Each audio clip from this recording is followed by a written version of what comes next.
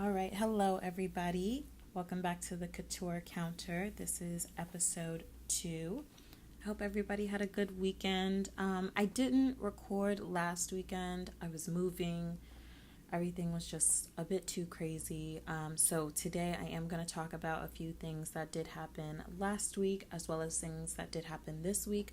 So it may end up being a longer episode. I'm not really sure. We'll see. But let's just get into it. The first thing I want to talk about is Rihanna versus Marc Jacobs. I thought this story was so funny, so I really wanted to talk about it. So this happened, I think, last week, maybe a week and a half ago. It coincided with the end of New York Fashion Week. And so essentially what happened is that Marc Jacobs, who is a very popular American designer, he became popular in about the 90s. He is usually slated to close Fashion Week every New York Fashion Week. He gets the last show of every year. This year, though, Rihanna was showing her new lingerie line, Fenty Savage. It's the second drop, I believe. And she actually got a whole runway show. And so Marc Jacobs was slated to show at 7 p.m. Rihanna was going to show at 8:30. And so Marc Jacobs is notorious for starting his shows on time. He usually never misses a beat, always on time. But for some reason, this fashion week, his show started almost an hour and a half late. I think the exact time was an hour and 26 minutes, which is super funny, right? Because Rihanna was supposed to show at 8:30 and he ended up showing at 8:26, something around there.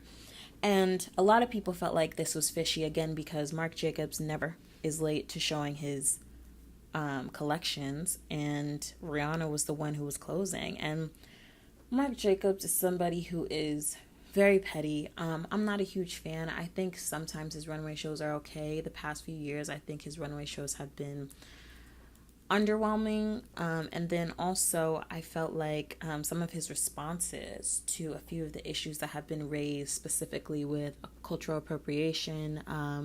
There was one year where he had mini buns, quote unquote, when they were really Bantu knots, and he didn't give credit properly. And then I think about 2 years ago, he said that, his models had locks, and he said that he felt like Black women straightening their hair was essentially the same thing, so why is that an issue? And it's kind of like, do we still not know the difference between cultural assimilation and cultural appropriation? I felt like we were past that, but clearly we're not. So then he had to issue another apology, both of which seemed very, throw it away, and he didn't really seem to care about how people felt about it. He seemed like he felt like it was stupid and he shouldn't have had to apologize. So I'm not a huge fan of Marc Jacobs. I think he can be a very petty person. And I just thought it was so funny that he was so shook by Rihanna that he felt the need to start his show late and feel like he needed to sabotage her. But what made this even more hilarious, comical, if you will, was that people actually left his show to go see Rihanna's show. His front row was still pretty full, but some of the rows back, there are photos where there were empty seats. Marc Jacobs thought he had all this pull and all this weight that he could just start his show whenever he wanted and people would stay. Now, some people did stay, like Anna Wintour. I'm sure that she just sent, an intern or somebody else to go see the show. And Nicki Minaj stayed because I know Nicki Minaj had nowhere else to go. Let's be honest. Her and Rihanna kind of have a little bit of a beef. I'm not really sure what it is, and I'm a fan of both of those ladies. I think it's some behind-the-scenes thing because they haven't worked together for a while, and I don't even think they follow each other on Instagram. Or I believe Nicki Minaj follows Rihanna, Rihanna doesn't follow Nicki Minaj, something like that. But there's definitely some underlying beef there, so it's not like Nicki Minaj had anywhere else to go. There were still stylists and other people there, but a lot of people did just leave, and they went to Rihanna's show instead, which I thought was super funny because you were trying to show that you had some weight in the industry, and in the end you ended up just embarrassing yourself. You made yourself look stupid, and you made yourself look like nobody really cares about what you had to say in terms of fashion. And what makes the situation, I think, even worse is that this was a great runway show. I think one of his best in a few years, in a few seasons. The clothing was great, the materials were great, the color scheme was gorgeous. I could clearly see a lot of the inspiration, the styling was beautiful. It was a great, great show. And I feel like he should have been confident enough in his design ability and his spot in fashion to not feel like he had to be shook by a pop singer. Because even though Rihanna is really a big mover and shaker now, she's past icon status in my book. She was just named ambassador of Barbados, for God's sake. She's literally a government official. I mean, Rihanna is a big deal, but it's still the fashion world. I think we all know how the fashion world operates. While Rihanna has been killing it with her Puma collection, with her lingerie collection, she's still a pop singer. She's still a pop singer. And yes, they gave her a show, but she wasn't showing clothing items. It was a lingerie line. I'm confused why you, as a high fashion designer, are afraid of a pop singer showing her lingerie collection. It's really pathetic, in my opinion. And his team gave some really pathetic excuse saying that there was some stuff with like backstage, and sometimes runway shows do start late. I mean, most of the time they do. There's always something going on. There's sometimes where models are late, when you're waiting for somebody to show up in front row, things like that. But the excuse was such BS. The fact that you started literally an hour and a half late, minutes before Rihanna was going to show her collection. It's so sad to me. And again, I just think it's so funny that Rihanna has all of these industries shook. Even when she debuted her makeup line and she had 40 shades, there was other makeup brands, putting more shades into their color range and saying that 40 shades is nothing new. And it's kind of like, if you guys were really that good, one, you wouldn't have to compete. Anybody who's that good doesn't feel the need to compete with anyone. You're showing how inferior you really are. And two, Rihanna has power. Rihanna's a smart woman. She's a businesswoman. Rihanna knows what she's doing. Step it up then. If you feel like you're that threatened, there's something you're not doing correct, very obviously. And like I said, Rihanna is a mover and shaker in these streets. She's literally an ambassador for a small country. She is planning to start a furniture line, which I think is so dope. And side note, I think Rihanna is doing a really great job setting herself up for after her music career. Now, everybody has been begging her for music. And don't get me wrong, I love Rihanna's music. And I think for a lot of us, it feels like a bit of a drought because there was a certain point in time where Rihanna was putting out an album literally every year. I mean, this is her 9th album, and she's been singing for over 10 years or so. If we were to compare that to anybody else, like a Beyonce has, I believe, 6 albums. I think if we're going to exclude the Jay-Z project. But she has 6 albums, and Beyonce has been doing this for 15, nearly 20 years, it seems like, almost.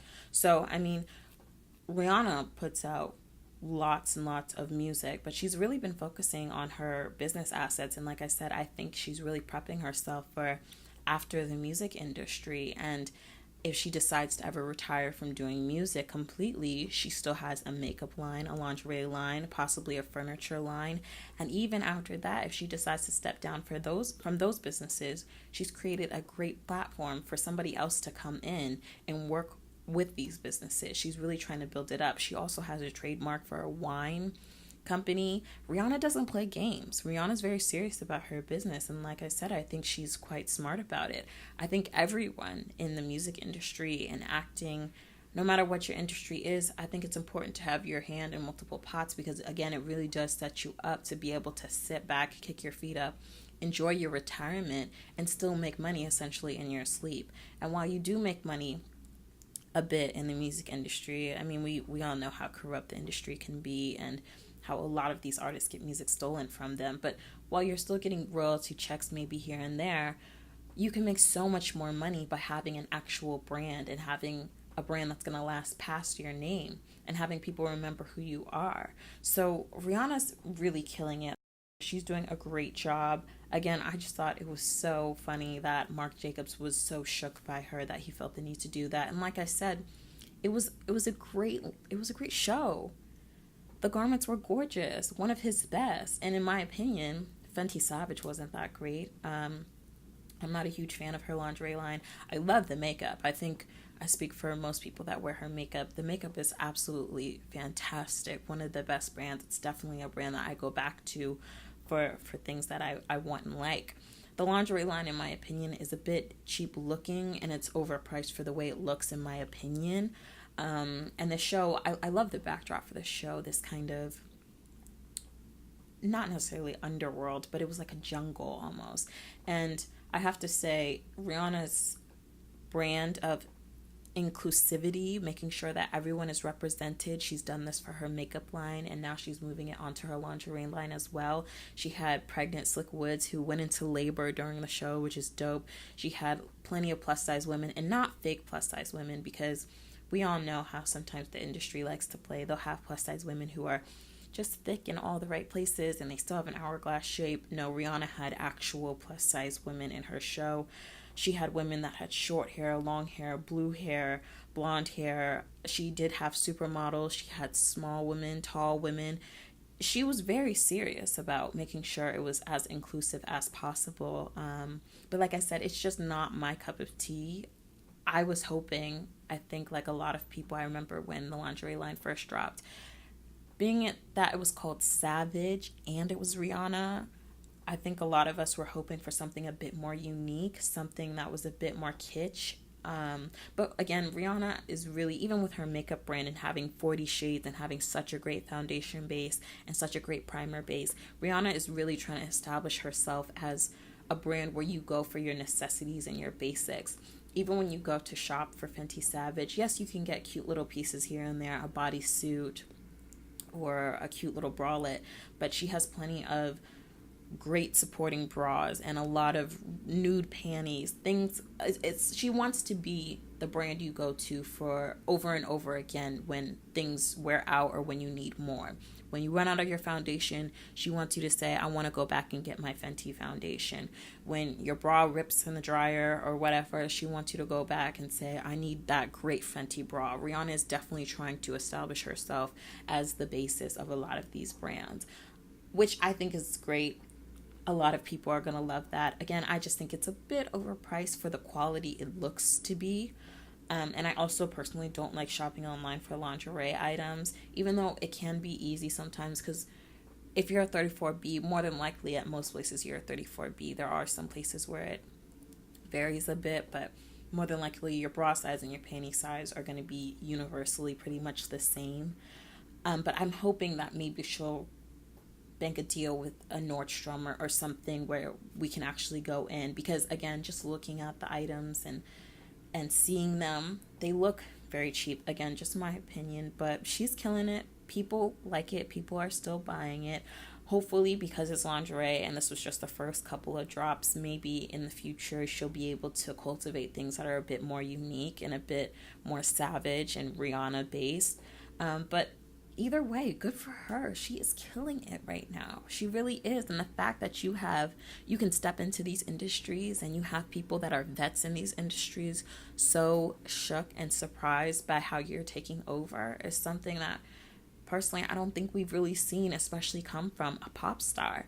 There have been so many rappers and singers, actors, you name it, that have tried to come into different industries and they flop very, very, very hard. I mean, you've seen people that try to go into tech or, again, just clothing, whatever it may be, and they may last for a year or two, maybe 5 if we're being generous, but they don't do very well.